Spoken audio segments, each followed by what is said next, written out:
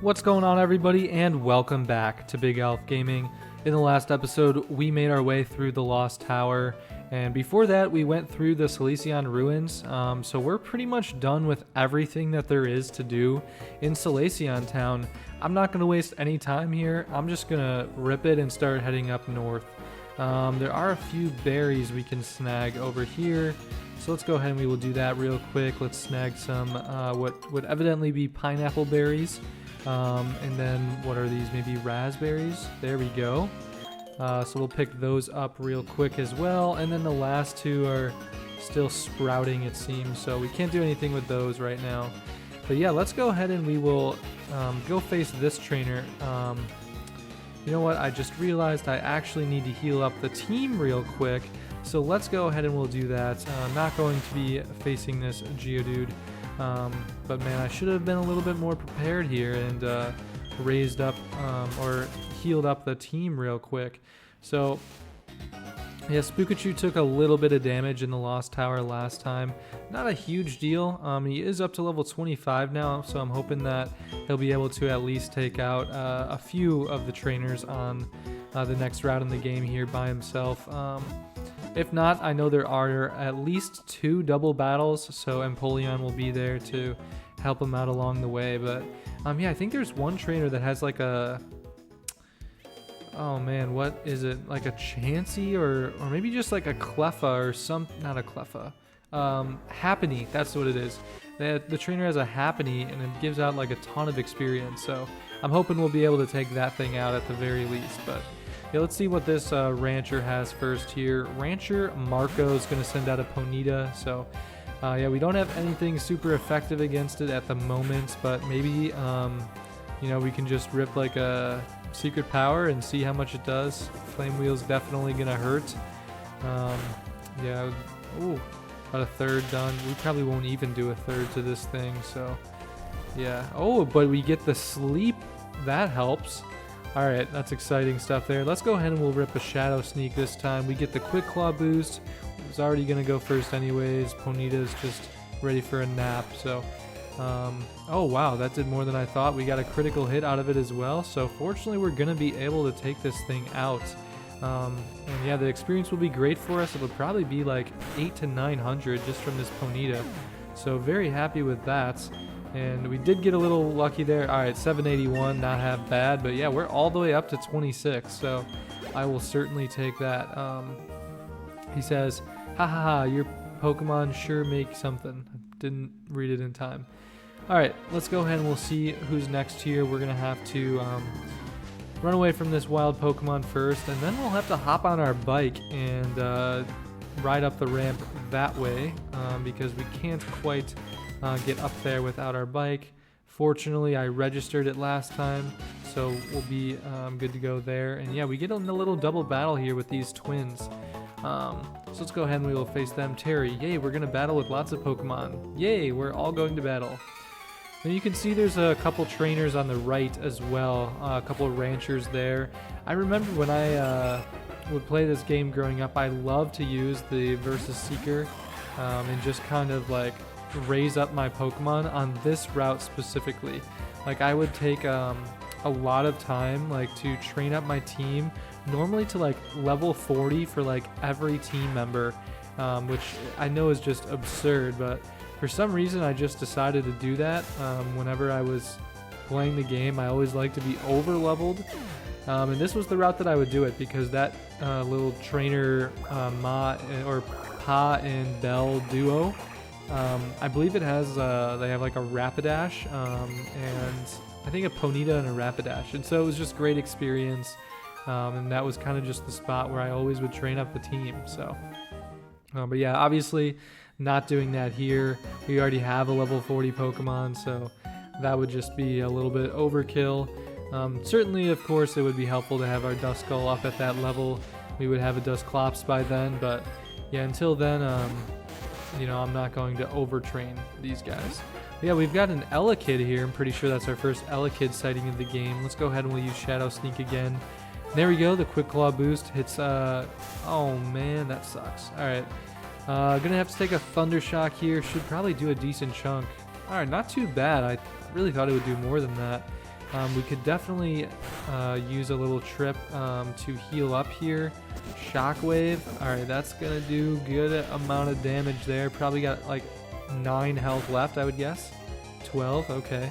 Well, I'm surprised we're still in it here.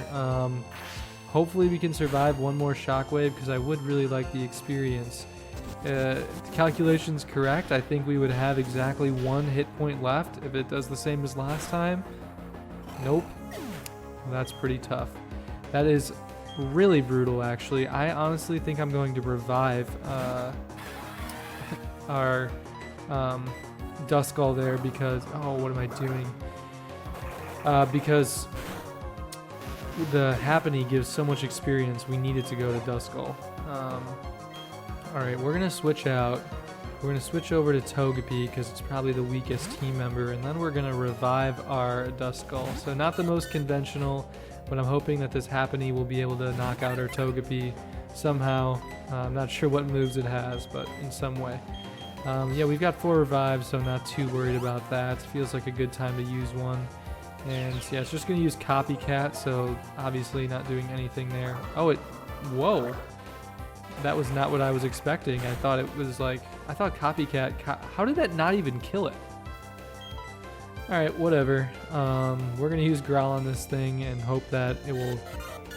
I don't know, take us out somehow on the next turn.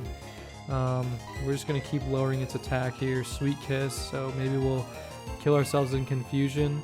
It's kind of a ridiculous battle, to be honest. I'm not sure that Happiny can do any other damage to us other than from that Bubble Beam, which evidently isn't even a possibility anymore because we're just using Growl. So I think that's the way Copycat works. I'm not quite sure. Is it just it copies the last move used, or is it copies like...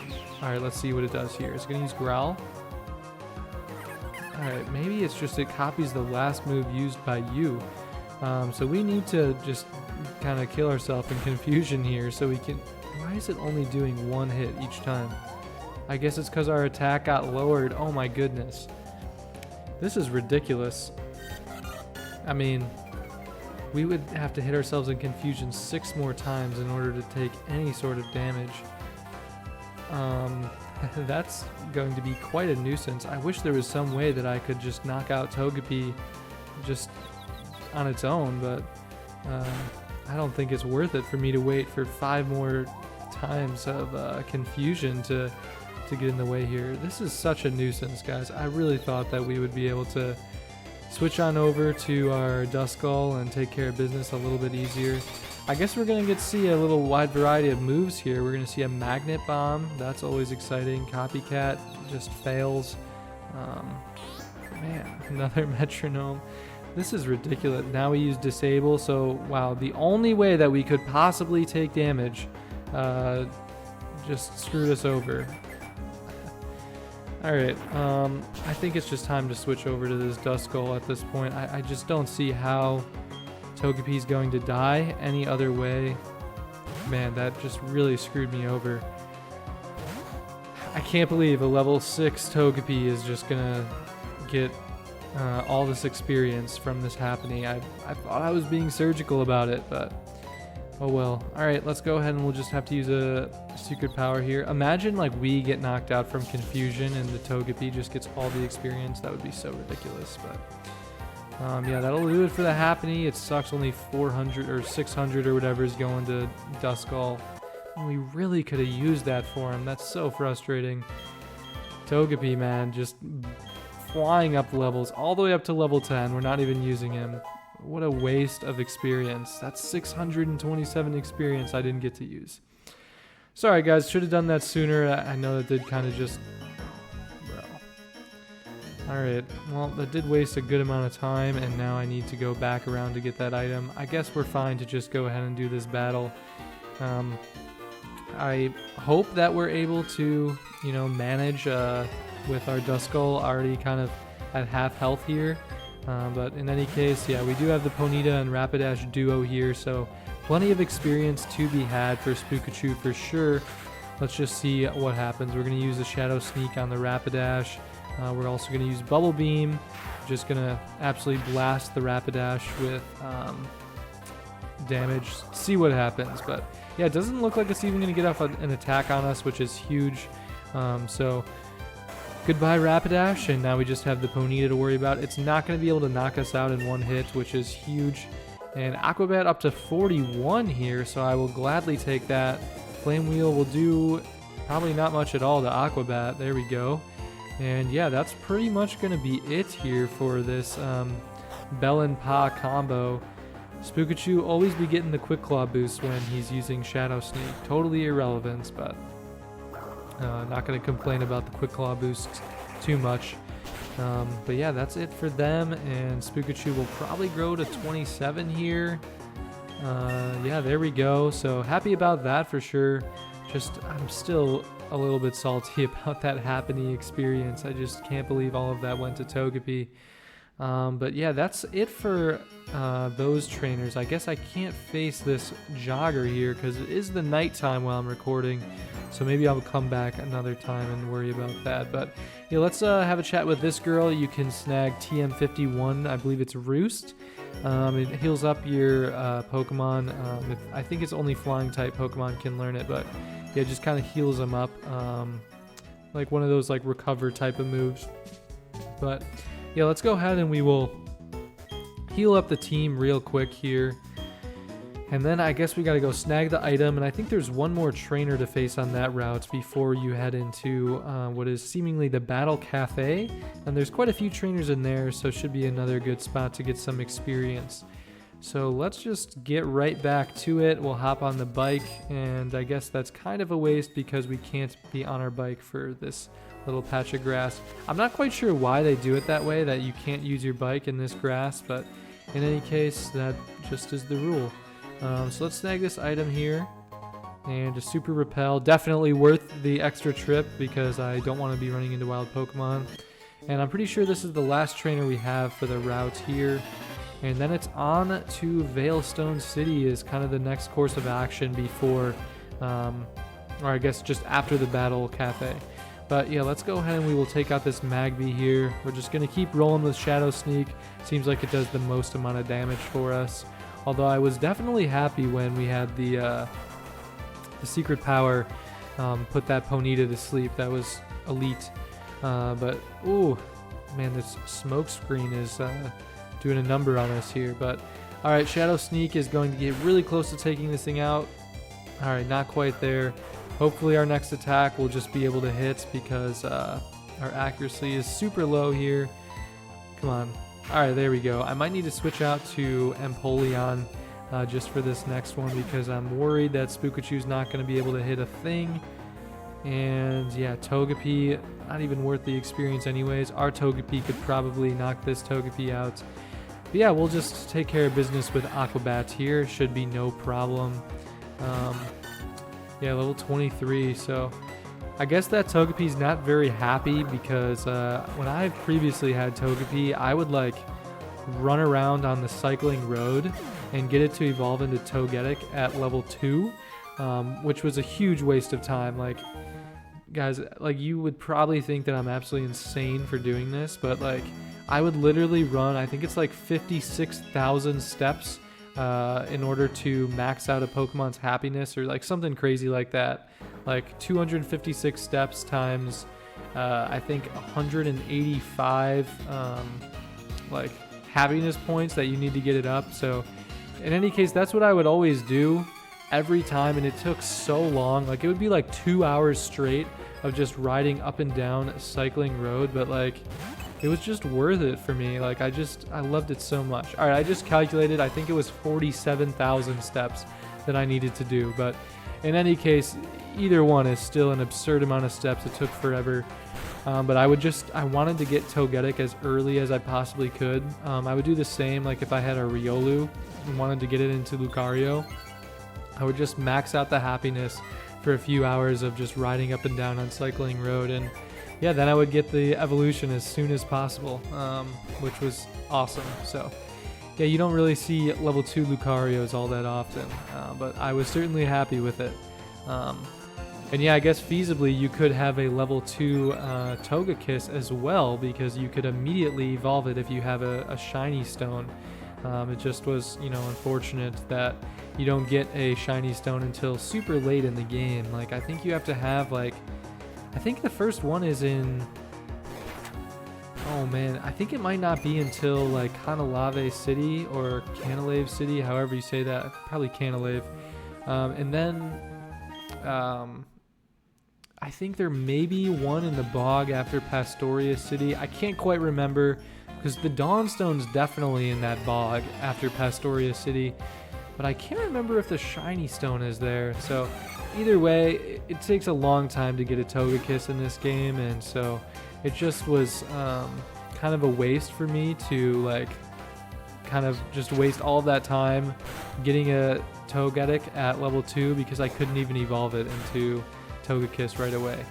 Wow, that secret power did barely anything to this Heracross. I'm going to go ahead and I'm going to use a Shadow Sneak this time. Hopefully it does more. It would probably be in my best interest to use a Confuse Ray because Heracross's attack is so high. I'm actually not even going to be able to survive another Aerial Ace, so we are just going to swap on over to Empoleon here.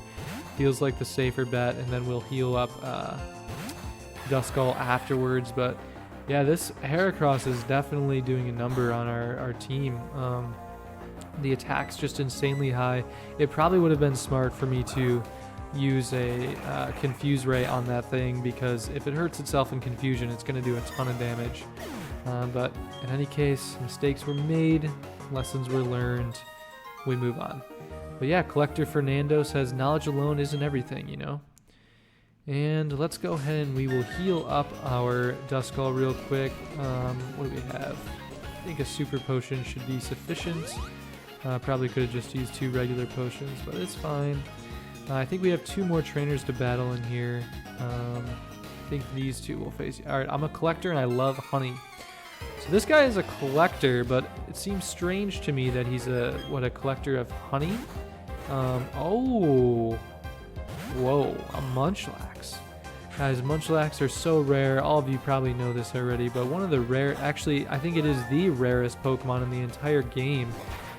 You have to just slather the honey on the tree, and you just have to randomly come back. There's a 1% chance that it'll show up on the tree, but there's also only a 50% chance that a tree is rustling at any given time. I think those are the odds there.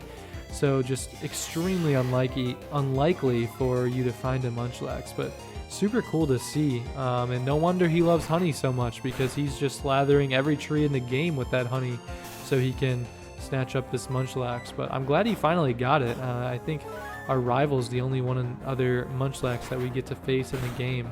Yeah, I think this should probably give some good experience since they're so... I thought it would be more than 500, but...